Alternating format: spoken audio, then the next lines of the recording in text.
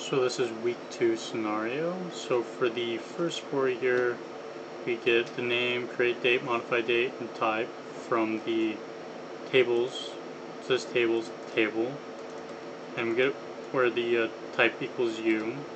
So what these are is just all the user tables. So just all the tables in each database that we select from by using use, and it gets the names of all the tables from the database. And so then for the second query, we select the columns that include the string name anywhere within anywhere where the column name has the name in it.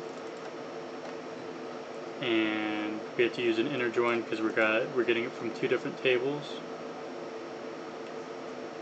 And so we do that for each one of the databases. I chose sample as my database that I was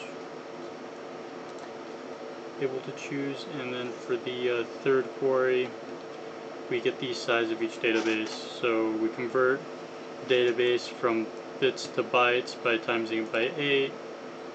And then we get the megabytes by dividing that by 1,000.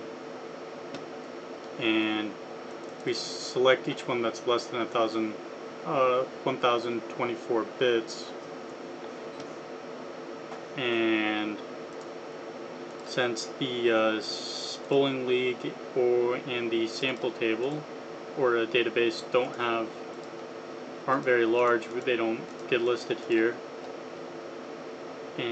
But the worldwide importers is, so we get an output here, and that's its total database, the total megabytes that database takes up. And we know this is correct because if we look into File Explorer, we can see that worldwide makers MDF is 1,048 megabytes, and we can see that here that's 1,048 megabytes too. So we know that this is actually accurate. And so for the ones that I chose, the queries that I chose to make was one that gets pretty much does what the same thing that the last one does, but it gets it from the whole databases. So all the databases that are less than 1,024 kilobits, and it displays the size in megabytes and the total size of all the databases that it takes, all the total storage space that all the databases are taking up on my system. And then for the and I think this would be useful, the previous one, for seeing like how much storage your database is taking up, so you can plan for, hard disk drive, like how many hard disks you're going to need in the future and stuff like that. For the second one, I